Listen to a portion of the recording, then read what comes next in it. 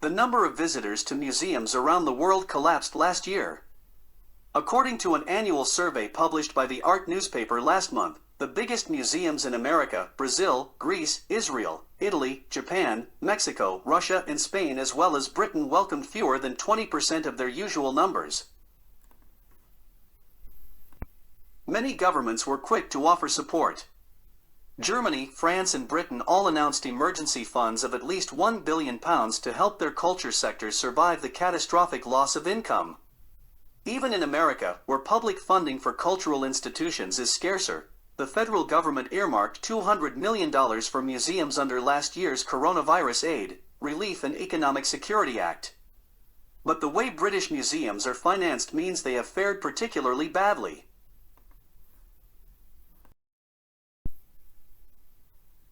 German museums exist almost entirely on public funding that is parceled out by the federal and state governments and by individual municipalities, which like to have their own museums, orchestras, and opera houses.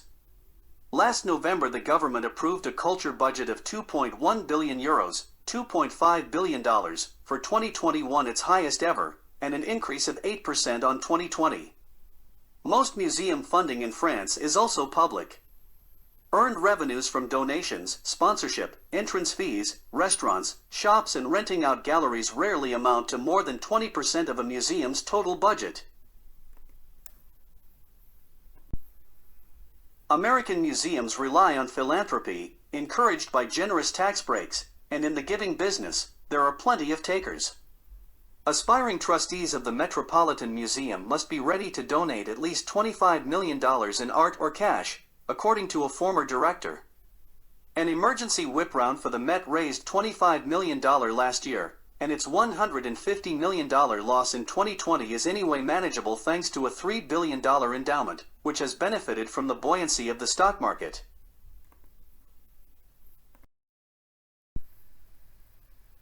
For the past 20 years, the British government has been reducing state support for culture and encouraging museums, in particular, to become more self-reliant. In 2001, more than three-quarters of the British Museum's budget came from the government. In 2019, only half did.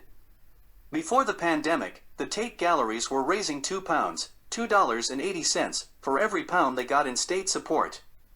Expensive entry tickets and catalogs for special exhibitions, restaurants and cafes, shops, conference facilities, and after-hours for private parties and galleries all helped bring in cash. These were the areas most affected when the doors closed last spring.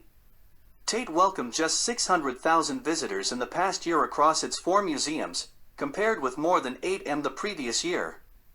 Its earned income fell by 40% over the same period. According to a senior curator, its budget for 2021 is less than half of what it was 2 years ago. Other museums have fared even worse. Nearly 2/3 of the earned income of the Victoria and Albert Museum vanished, as did nearly 90% of the Birmingham Museums Trust and the Royal Collections Trust. Nor is the government willing to do much to make up the shortfall. Announcing the launch of the £1.57 billion Culture Recovery Fund in July 2020, Oliver Dowden, the Culture Secretary, boasted, "The government is here for culture, and we have worked around the clock to get this record investment out to the front line." At the same time, he was writing to museum directors, urging them to take as commercially minded an approach as possible, pursuing every opportunity to maximize alternative sources of income. If they didn't, he warned, "I will not be in a position to make the case for any further financial support for the sector." To get by, small, regional institutions, in Manchester and Birmingham, for example, are being flexible about opening hours and squirreling away little pots of money from myriad different sources. Flexibility is harder for the big London museums. To plug the hole in its finances, the Royal Collections Trust, which looks after the Queen's artworks and official residences, and oversees visits to Buckingham Palace when it is open in the summer, took out a bank loan of £22 million from Coutts, the Queen's Bank. Its credit is sound and, presumably, it got a good rate. Still, it is unusual for a cultural institution to borrow commercially to cover operational losses. Tate's approach is more slash and burn, cutting staff and exhibitions. A fifth of its staff are taking voluntary redundancy. For the foreseeable future, it will put on just half the number of exhibitions it did in 2019, and make more of its own collections to avoid costly transport and insurance charges for artworks borrowed from museums elsewhere. Until then, we are going to be a shadow of ourselves, a curator says. The V&A tried a more ambitious plan. To save £10 million in annual costs by 2023, it wanted to cut 140 jobs, in part by merging its many collections into 3 chronological departments, spanning the medieval to the contemporary, with another department focusing on digital art, design and performance, with a 5th one gathering together its sub-Saharan and Asian collections.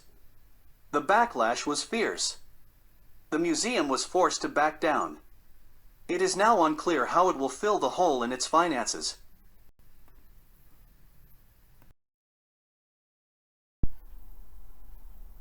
When the museums reopen on May 17th, the BM will treat visitors to a show on the 850th anniversary of the death of Thomas Becket, and the V&A to a show on Alice in Wonderland, but neither will be able to pack people as they used to.